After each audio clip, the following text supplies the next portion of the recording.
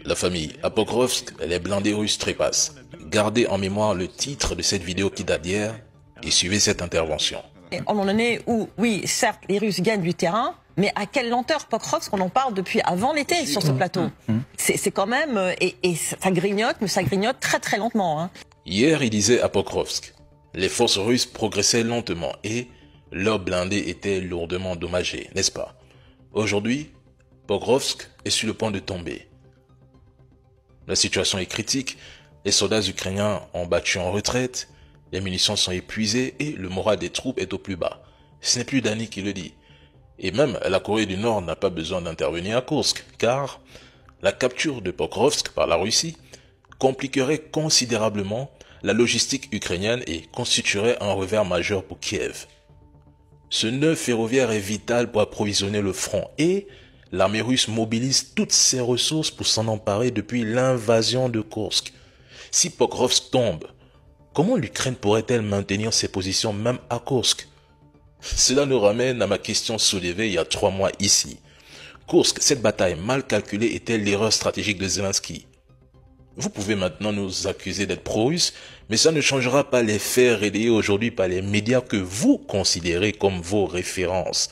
Mais les gars, la vérité est sous vos yeux. Mais, je sais pas, mais réveillez-vous. Bonjour la famille, j'espère que vous allez tous bien. Si vous êtes nouveau, n'oubliez pas de vous abonner à la chaîne et activer la cloche des notifications. Merci.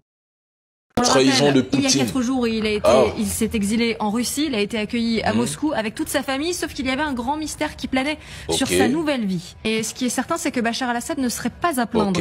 Il serait logé dans l'un des palaces de Moscou. Les Russes ont sûrement aidé à partir, de toute manière. Donc, la base de repli, quand ça commençait à se gâter, les Russes, à la différence de Saddam Hussein, à la différence de Kadhafi, il était encore adossé à une puissance qui l'a aidé à s'extraire. Donc... Alors, c'est quoi votre version définitive, chers médias de propagande? Résumons. Selon vous, Bachar el-Assad aurait soigneusement préparé sa base arrière en Russie depuis des mois en y achetant des dizaines d'appartements. Ok. Vous affirmez qu'il savait d'avance que s'il tombait un jour, il trouverait refuge à Moscou. C'est ce que vous laissez entendre. Pourtant, il y a à peine une semaine, dans votre propre récit, Poutine l'aurait trahi et abandonné. Et maintenant, vous êtes incapable d'expliquer pourquoi ce même Bachar, avec une fortune estimée à plus de 2 milliards de dollars, investie aux 4 coins du monde, aurait décidé de poser ses valises avec sa famille précisément en Russie. Ce pays qui, selon vous et les trolls, l'aurait laissé à la merci de ses ennemis et l'aurait trahi. Un paradoxe fascinant. Les trolls du net nous expliquent aujourd'hui que l'armée syrienne aurait dû être même russe et qu'à cause de cette prétendue trahison, la Russie aurait perdu ses bases militaires en Syrie. Ils sont même allés plus loin. Ils nous inondaient de vidéos montrant des convois militaires russes avec des légendes dramatiques du genre « Enfin, la Russie quitte la Syrie ». Sauf que surprise, Moscou a négocié avec HTS pour maintenir ses bases militaires au point d'obtenir des garanties de sécurité. Résultat, ces bases fonctionnent comme d'habitude et les Russes ne sont pas inquiétés par le nouveau pouvoir qui, selon vous, était contre une présence militaire russe. Nous avons même vu des spécialistes de France 24 ressortir des photos montrant des chefs terreaux aux côtés de l'armée russe qui, étrangement, se retrouvent aujourd'hui aux côtés de HTS.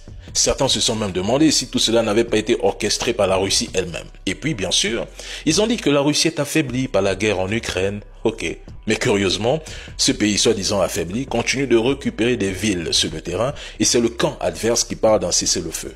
En passant, dernière info en date, à Kursk. On ne voit pas le but. La situation est de pire en pire. Les soldats ukrainiens déployés à Kursk sont démoralisés et dans l'incompréhension totale. Ils veulent abandonner et rentrer chez eux parce que oui, LCI. Vous n'avez pas expliqué à vos auditeurs que pour la Russie, l'Ukraine est un enjeu stratégique alors que Kursk est un enjeu tactique. À croire que votre scénario ne tient pas plus que du papier mouillé. Mais l'histoire de la Syrie va surprendre plusieurs au fil du temps. Je suis patient les gars.